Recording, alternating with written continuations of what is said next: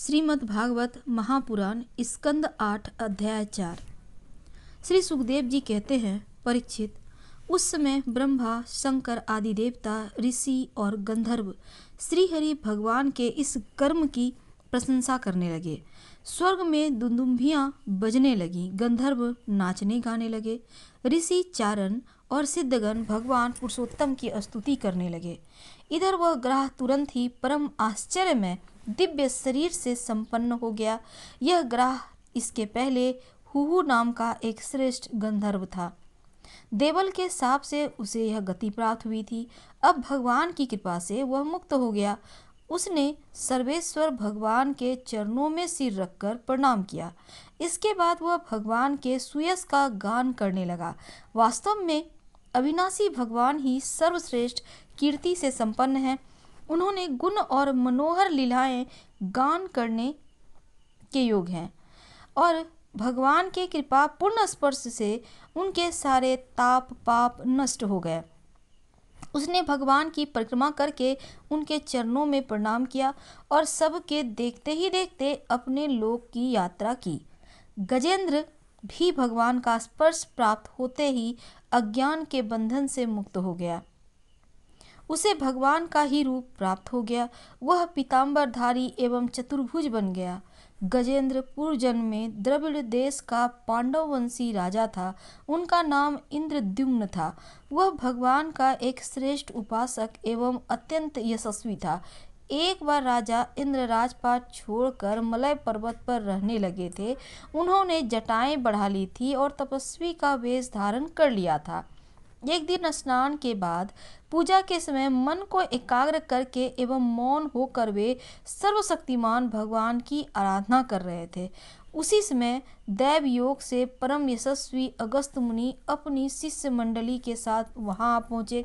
उन्होंने देखा कि यह प्रजा पालन और गृहस्थोपचित अतिथि सेवा आदि धर्म का परित्याग करके तपस्वियों की तरह एकांत में चुपचाप बैठकर उपासना कर रहा है।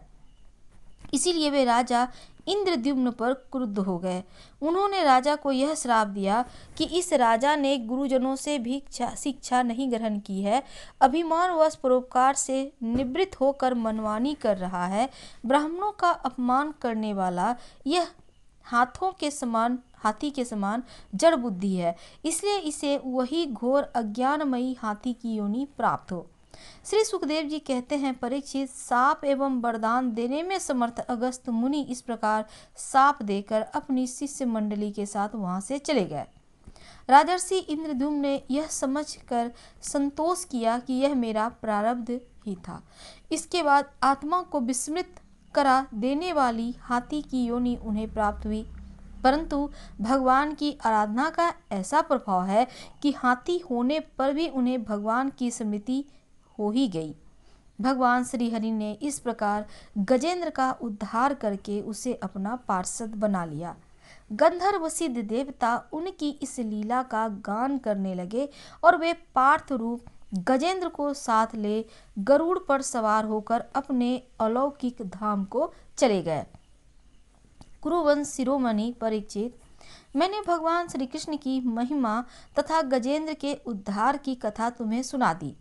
यह प्रसंग सुनने वालों के कलिमल और दुख को मिटाने वाला एवं यश, उन्नति और स्वर्ग देने वाला है।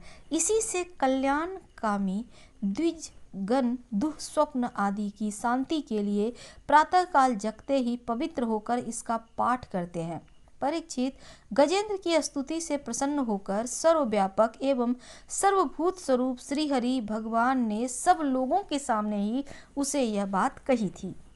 श्री भगवान ने कहा, जो लोग रात के पिछले प्रहर में उठकर इंद्रिय निग्रह पूर्वक एकाग्र चित्त से तेरा तथा इस सरोवर, पर्वत एवं कंदरावन, बेत कीचक और बांस के झुरमुट, यहाँ के दिव्य वृक्ष तथा पर्वत शिखर, मेरे ब्रह्मा जी और शिव जी के निवास स्थान, मेरे प्यारे धाम क्षीर सागर, प्रकाश में श्वेत द्वीप, श्रीवत्स, कौस्तुभ मणि, बनमाला, मेरी कौमोद की गता, सुदर्शन चक्र, पंचजन्य शंख, पक्षीराज गरुड़, मेरे सूक्ष्म कला स्वरूप शेष जी, मेरे आश्रय में रहने वाली लक्ष्मी देवी, ब्रह्मा जी, देवर्षि नारद, शंकर जी तथा भक्तराज प्रहलाद, मत्स्य, कच्छप, वराह आदि अवतारों में किए गए हुए अनंत पुण्यमय चरित्र, सूर्य, चंद्रमा, अमी, ओमकार, सत्य, मूल प्रकृति, गौ, ब्राह्मण, अविनाशी, सनातन धर्म, सोम, कश्यप और धर्म की पत्नी, दक्ष, कन्याएं, गंगा, सरस्वती, अलकनंदा, यमुना, ऐरावत, हाथी, भक्त शिरोमणि, ध्रुव, 7 महर्षि और पवित्र कीर्ति, नल, युधिष्ठिर, जनक आदि महापुरुषों का स्मरण करते हैं, वे समस्त पापों से छूट जाते हैं, क्योंकि ये सब के सब मेरे ही रूप हैं। प्यारे गजेंद्र, जो लोग ब्रह्म मुहूर्त में जग कर तुम्हारी की हुई स्तुति से मेरा स्तवन करेंगे, मृत्यु के समय उन्हें मैं निर्मल बुद्धि का दान करूँगा। श्री सुखदेव जी कहते हैं, परीक्षित, भगवान श्री कृष्ण ने ऐसा कहकर देवताओं को आनंदित करते हुए अपना श्रेष्ठ शंख बजाया और गरुड़ पर सवार हो गए। पौष मास की चतुर्थी तिथि की व्रत कथा। पौष मास में चतुर्थी तिथि के दिन इस कथा को जरूर सुनना चाहिए। एक समय रावण ने स्वर्ग के सभी देवताओं को जीत लिया और संध्या करते हुए बाली को पीछे से जाकर पकड़ लिया। वानर राज बाली रावण को अपनी कांख में दबाकर किष्किंधा नगरी ले आए और अपने पुत्र अंगद को खेलने के लिए खिलौना दे दिया। अंगद रावण को खिलौना समझकर रस्सी से बांधकर इधर उधर घुमाते थे। इससे रावण को बहुत कष्ट और दुख होता था। एक दिन रावण ने दुखी मन से अपने पितामह पुलस्त जी को याद किया।